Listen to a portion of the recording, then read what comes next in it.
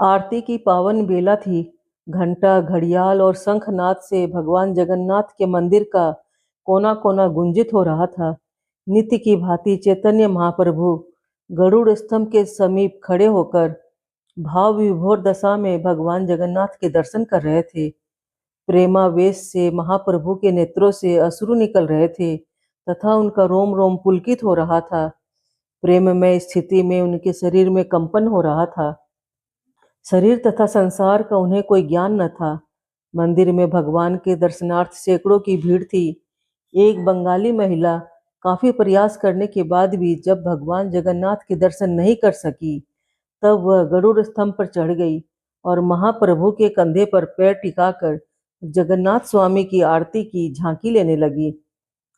महाप्रभु के एक शिष्य ने, जो उनके निकट ही खड़े दर्शन कर रहे थे, यह देखा तो वे उस स्त्री को उसकी अज्ञानता पर डांटने लगे। तब तक महाप्रभु भी थोड़े संभल चुके थे।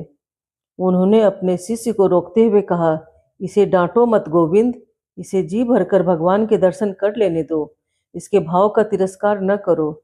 इस वार्ता को सुनकर तथा अज्ञान में हुए अपने अपराध की गंभीरता को समझकर वह महिला तुरंत नीचे उतर आई और महाप्रभु के चरणों में गिरकर अपने अपराध की क्षमा मांगने लगी। महाप्रभु ने उसे सादर उठाया और भक्तिमय दृष्टि से निहारते हुए कहने लगे, प्रभु दर्शन की जो प्यास भगवान ने इस बहन को दी है, काश वह मुझे भी दी होती। भगवान के दर्शन करने के लिए यह इतनी अधीर तथा व्याकुल थी कि इसे यह भान ही न हुआ कि इसका पैर किसी मनुष्य के कंधे पर है। धन्य है यह बहन, इसने अपने चरणों का स्पर्श प्रदान कर आज मुझे कृतार्थ कर दिया। अतः मुझे ही आज की चरण वंदना करनी चाहिए, जिससे मुझ में भी ऐसे ही भक्ति भाव तथा प्रभु दर्शनों की ऐसी ही अधीरता जग जाए। और तब सचमुच ही महाप्रभु ने उस महिला की चरण वंदना की।